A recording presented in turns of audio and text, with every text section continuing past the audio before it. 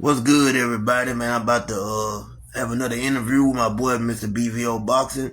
So I'm waiting on him to come in. You know what I'm saying? We're gonna talk boxing and something we got upcoming. You know what I'm saying? Me and him about to do a joint venture together, and I'm looking forward to that. You know what I'm saying? So just hold on 1 second, y'all. Give me 1 second.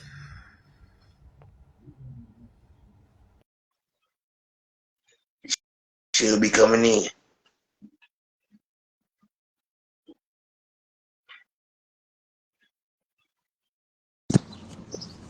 What's good, man? What's good?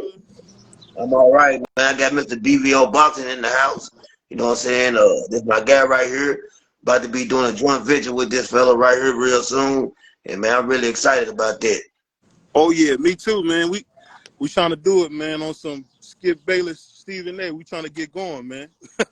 Yeah. We're gonna get into that. But the first thing I want to get into is, man, big baby Jared Anderson had his fight last night.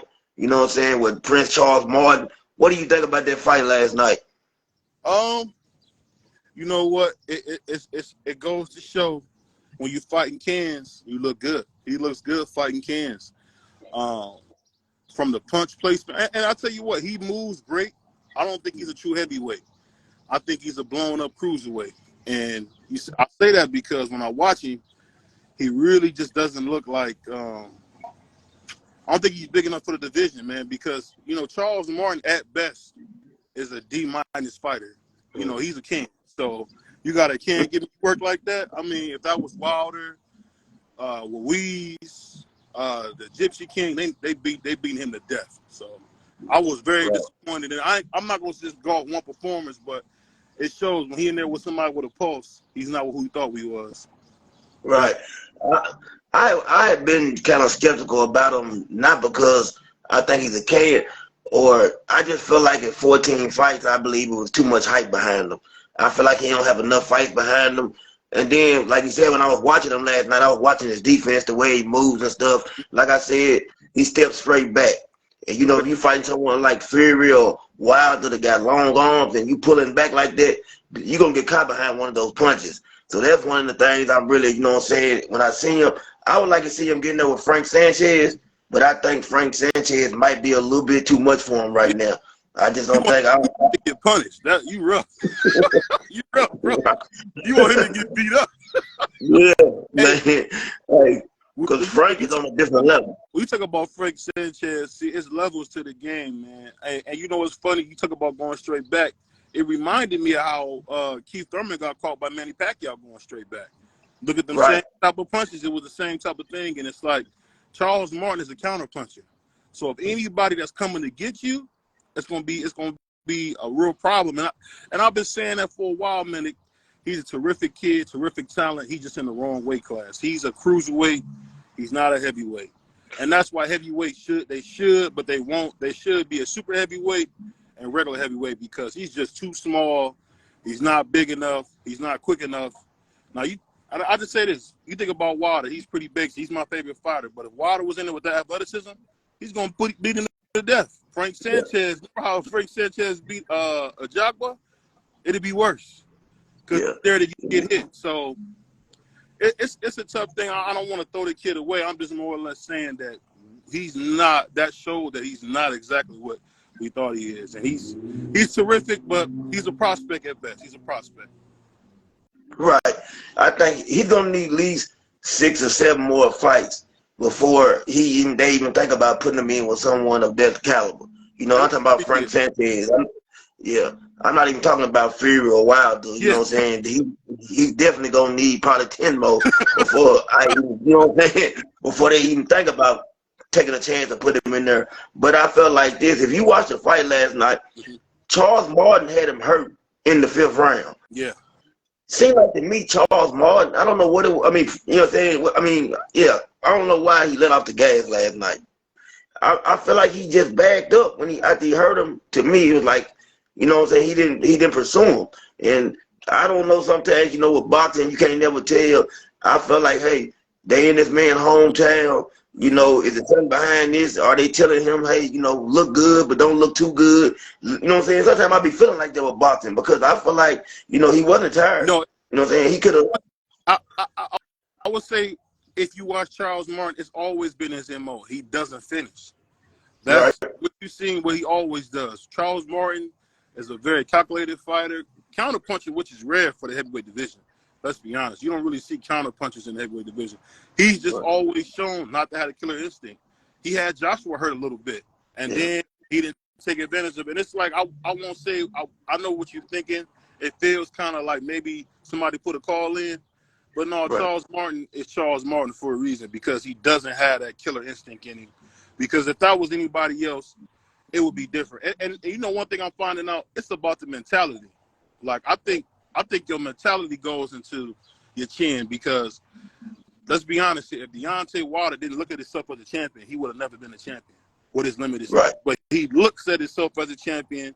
And I bring up Deontay Wilder because that's our last great heavyweight. Whether people want to admit it or not, he's our last great heavyweight. I mean, 10 straight title defenses. But Big Baby, I tell you this, Charles Martin didn't like the fact that Big Baby's right hand is sturdy. That right hand woke him up a few times. Then I think it put him on the cam. I think that was the second or third round. So he was nervous about return fire. And you see the last round looked like he might have been able to stop Big Baby. It's just, you know what? Going forward, we got to kind of temper our thoughts on Big Baby, because, you know, we got too high on him, man. I think the same thing that happened when you talk about a Shakur. Once Shakur get in there with somebody who can really hurt him, then we can see what he can do. Because everybody look good when they fighting on the way up. Everybody. Everybody. Yeah, you got that's the thing when you fighting these cab drivers. It's just something about it's like all the cab drivers, none of them have chins. I don't know what it is. They don't have chins, you know what I'm saying? And then when you start fighting elite level fighters, it's harder to get them out of there. And ever gonna take me into this subject right here. You know, when people are talking about Terrence Crawford and Earl Spence, you know, we got this fight coming up. I'm going to be there July 29th, and I can't wait, you know what I'm saying, to see what happened. You know, I'm pulling for Spence. I truly believe that what Spence brings to the table is just going to be too much. Everybody talking about, you know, Terrence Crawford knocking out everybody. I guess his last 10 fights, he hasn't, nobody's with the distance with him at 147 pounds. But I keep telling people, you know, they try to compare the Kell Brook fight to Earl Spence. Well, Terrence Crawford said that, you know, when Earl Spence fought him, he had with a broken retina or whatever, his eye socket or whatever it was. Okay, well, when Terrence Crawford fought him, he had 2. And he was 3 years removed from the division. So I don't understand what Crawford tries to say, like as if his win was better than Earl's. Doesn't make sense to me. And we know Sean Porter's dad said, you know, that Sean wasn't the same fighter when he fought Crawford. I truly believe that, you know, Crawford, you know, hasn't had the opportunity to really fight an elite level fighter in their prime or at their best at 147 pounds. What do you think? I would say what Terrence Crawford is saying, he's just repeating what Kell Brooks said. Kell Brooks said he felt better than ever when he fought Terrence Crawford. He had just won 3 straight. And let's be honest here. When Kell Brooks fought Errol Spence, he was coming off a broken orbital bone. He had just moved up 2 weight classes and kind of had to hurry up and get down to 147, or he was going to strip. Remember, he's about to get stripped. It wasn't like he took that voluntarily. No, the IBF is not like everybody else. They were going to take the title from him and give it to Errol, like the same thing they doing with what they did with Jerron Ennis, where they gave him like that junior belt. So the thing is, Terrence Crawford is a dog. I get it. I think he's more talented than Errol. I got Errol winning, but I'm just wondering, can he beat Errol? Because he's going to be drained, man. He looks like he should be at light heavyweight. I don't know how, and I say that I know that Errol's going to make weight because he always did. He's always a consummate professional, but I don't know how he's making 147, man. I really don't know how he's making. Man. Earl walks around about 180, I believe. You know, I truly believe he's 180, 185. He's up his weight, you know what I'm saying? And he gets down. And when I keep telling people there's gonna be the difference in this fight, I believe because Terrence Crawford is a slow starter. Earl Spence is coming out the gate like he said he's stepping. He gonna put his foot on the gas. He's coming out, and we've never seen Terrence Crawford have to fight for 12 rounds. He's going to have to fight. If he can't get Earl out of there, he's going to have to be at a nice pace for 12 rounds. And I watched him in that Sean Porter fight. I always watch stuff like this. Around the 7th round, I seen him. He was kind of gassing. Sean Porter was applying pressure. But Sean Porter doesn't have the power that Earl Spence has, and he doesn't go to the body like Spence has. I believe if he had those qualities, I believe it would have been a different outcome. You know, I think there was the two things that Sean Porter was missing. Even though everybody says Sean Porter has a lot of dog in him, it's just the power doesn't go with the way he fights. Yeah. You know, you look at Sean Porter, you would think, man, with the way he fights, he would have, you know, baby Mike Tyson type power, but he doesn't. So I believe that's going to play a big factor in this fight between Spence and Crawford. But there's another fight coming up that people are sleeping on. And I'm telling people, this fight might be better than the Spence and Crawford fight. Man, Monster Inu and Cool Boy, I believe it's going to be a great fight. I'm telling you, I just got a feeling it's going to be a great fight. I think people sleeping on it. Nobody's talking about it. You know what I'm saying? It's like they overlooking it. But there's going to be a fight that's going to tell us a whole lot about Monster and Cool Boy. Yeah, and you know what? Monster is going to dominate it. Monster, I know you've been pulling for your boy Cool Boy, but you seen boys in the hood, they're gonna have to bring him and put him on the couch. Get weird with him, man. Monster's gonna punish him. And the reason I say that is because we've seen him versus Donaire. Cool Boy has not fought nobody like a Donaire. Donaire is going right to the Hall of Fame. You could say his best fight was against Fig, but he went life and death with Fig. I mean, life and death with Fig. And he might be the bigger man, but not by much. I mean, him and Tank Davis are the same size, so it's not like Monster in the way is small. He just fought real small. So, but I mean, with Fig, I mean, how good of a fighter do you think Brandon Figueroa is, though? He's terrific. I think he's one of those young guys on the come up. I think you're gonna see the best Brandon Figueroa once he gets to 130. Right, okay. Because him at 122. 126, he just beat Max Marcel, and that dude beat Gary Russell. So I mean, he arguably to me, but he's tough. He got to keep going. He got to keep working on himself because Fig is like most Spanish fighters. He has no defense. That's his that's the biggest problem, man. He has zero defense, and he can be hit. And you get in there with somebody who can get you out of there, you're gonna be out of there. So. Like you said, that's the real big fight. I mean, that, and of course, you know, Canelo versus the Iron Man Jamel, that's gonna be terrific, man. I'm not gonna lie to you. People might not want to hear this or believe this, but you know, like I said, I always study fights. I try my best to analyze the fight, never be biased. From what I've seen from Canelo in his last fight against Ryder, that style, if he fights Jamel like that, he's not going to beat Jamel. I don't know if Canelo's going to, you know, I think Canelo's going to get up for the fight because it's a big fight, and he knows what at stake. You know, he got a 3-fight deal with PBC. They all big money fights. Every fight's going to be a little more money, I believe. So he's going to have to get up for that fight. But I'm still pulling for Jamel. I believe Jamel has the tools to beat him. I feel like Jamal, he would have watched him just because he's been out of the ring for 2 years, and I'm glad Jamal did step back. What do you think about that? Jamel has been saying it, and this is this. To me, Jamel Charlo is the #1 pound-for-pound fighter in boxing to me. Right. So that would tell you how highly I think of him. I mean, he's a classic fighter. He cried like a one when he got beat up by Tony. And it's weird because he seems to come back from the second fight like a man on a mission compared to how he should be. I just hope that he can make some good adjustments in the ring because it seems like it takes him a whole fight to figure out what to do. Like when he fought, I just lost his name. The guy he just fought. You talking about Brian Castano? So when he fought Castano, I mean that was a tough fight. But then the second fight, he just beat him to death. Right. And I think he can punish Canelo because I think Canelo's hand ain't the same, and I think that. At the end of the day, he got a lot of miles on him. He don't got a lot of fights. I mean, he don't got a lot of fights left on that body. I mean, he had like over 60 fights. When you talk about over 60 fights, man, it's time to call it a career. But we'll see what happens, man. I don't see him. I got Jamel winning by TKO in the 12th round, but that's just me.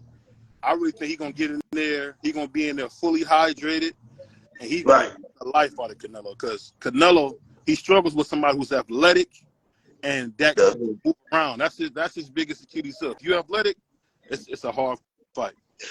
The only thing I got Jamel winning, I don't know if he can knock Canelo out. The one thing Canelo does have, he has a cast iron chin. I mean, I've seen him take some shots like Triple G, caught him on the button plenty of times. I don't know if Jamel hits harder than Triple G or not, but Canelo has a chin.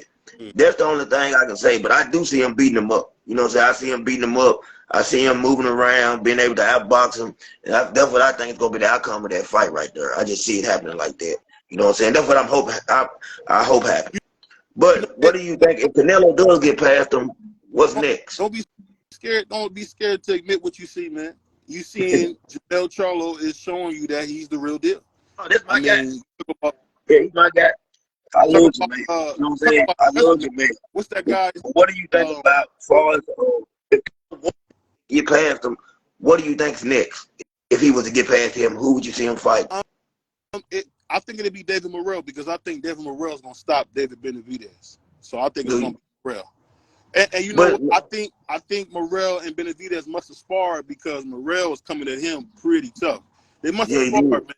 And you know how they do, CDK. Once they spar, they know something because he coming at this. He knows something. So it's like I think he's gonna really hurt him. Well, what do you think about what Shane Mosley? Do you think Shane Mosley is punch drunk talking, or does he know something? He just recently said that Earl Spence and Terrence Crawford sparred, and Earl hurt him in sparring. I think you know the thing is people don't want to equate sparring for what it is, but it's a real good gauge. Yeah. You know, I love the sport so much. I go back to when Sonny Liston sparred a young Cassius Clay. Right. And once Clay knew that Sonny was too slow and couldn't hit him, he started driving buses in front of his house. He started going to the casino. He started doing whatever he could at 21 years old to get that fight. And most would say, you know, who did Clay fight up to that point? Nobody. But he had got the ring and sparred Sonny Liston. And we got to give Charles Liston his credit. He let the young man be great by giving him his opportunity. He didn't have to do that. People don't. This boxer, this cornball boxer we got now, where these champions won't give a guy a chance. Throughout Ali's career, I can't remember the guy's name that beat him with 6 fights. Oh, you talking about Leon? Leon Spinks. Leon Spinks would have never got his chance if Ali didn't have enough to say, you know what, hey man, come on and get this opportunity and do something with it. And it's just funny to see in boxing, man, we don't get more of that. I mean, the fact that, you know, I'm not the highest on Boots Ennis after that Karen fight, but the fact that Errol or Bud hasn't called Boots to the carpet to say what's going on, it just tell you, man, these guys are punks, man. Because if that was De La Hoya, oh man, if you said De La Hoya's name back then, you remember? They didn't say De La Hoya's name like that. They didn't do that. If you said that, man, what's my favorite fight, man? I remember when B Hop called out De La Hoya, and De La Hoya had no reason to fight him, but you know he said, if you say my name again, which we're gonna fight, and they fought. They fought. They fought. You know, De La Hoya don't get the credit he should get. De La Hoya, you know, he didn't duck no smoke. No. That's the one thing I respect about him, man. I respect De La Hoya, even though sometimes he be over the deep end nowadays. But as a fighter, man, you know what I'm saying, he was something different. And I respect that because it's hard to get that nowadays for these fighters. You know, everybody it's all about money now. And I feel like if you take the hard fights, you can get the money. You know, if you're willing to take the hard fights and you can win those fights and you're not worried about losing, you can get the money. The money's there, man. And you know, it's a couple young fighters that I've been blessed to talk to and be around. The money's there. If you got, and excuse my language, if you got any kind of self-respect and you want to be great, it's out there to get it. At the end of the day, people forget that Floyd took a 70-30 split to fight Oscar. Yeah. Oscar picked the ring size, and Oscar had them in heavyweight gloves.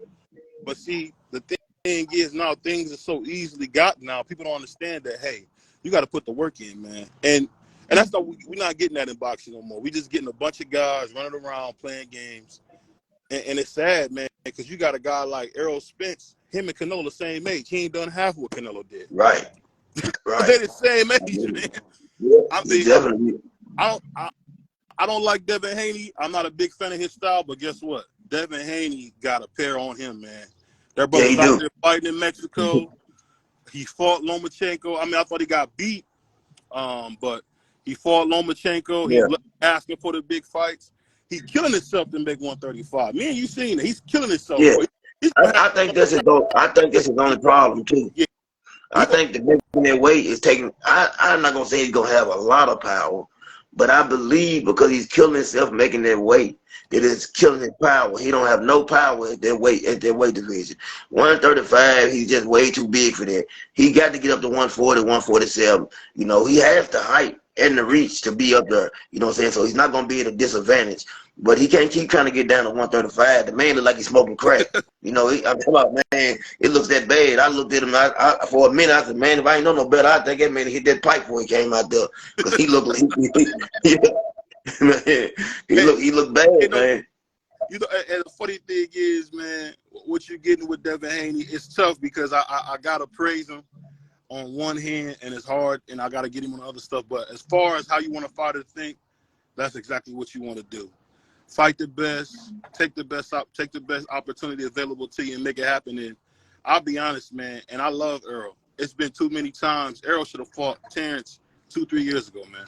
Yeah. It's that simple, man. And the fact that a guy like Boots Ennis is wasting his time, his prime, man. I don't know who told people their prime is 30. No, it's not. Yeah, it's not. 25, 26, you know. People forget, you know, your favorite artist made their best album at 25. Not 50. Well, what do you think about the fight he got coming up though with Roman Villa? What do you think about Villa? I think he better. I think if he go on there with Villa, I think Villa. I think he might stop Villa, and I'm gonna say because Villa right there to be stopped. And the thing is, you can't stand in front of Boots Ennis. Say what you want about him. He looked horrible against. Yeah. Can't get it, but I mean everybody's not like Monster anyway. That's gonna be able to cut the ring off of a guy that's right. Everybody. Villa not gonna run. He gonna come straight forward. He's tailor made for him. Yeah, he gonna step two, and it's gonna be a highlight. It's gonna be a highlight reel. But this the thing. He gonna take some. You got to bring it to get it. He gonna take some hits too. He gonna get hit too.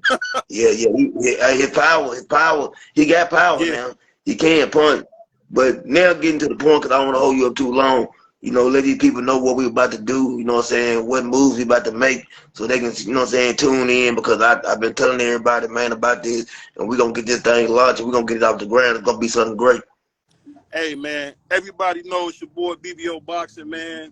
Now we're going to change it up to BBO Sports because we're covering more than just boxing. But we're going to have CDK Boxing going to join me, my brother Ja, Brooklyn's Batman, as long as my man Mike Laurie, a.k.a. Prize Fighter. He's going to be our new moderator, man. So we're going to get our thing going. It's going to be like cold pizza, first take. You know, we trying to be more professional with this, man, because we all watch people. But you know what? The internet is in control of everything. And let's start it. Support us as we win together, man. That's the most important thing. Right. Definitely, man.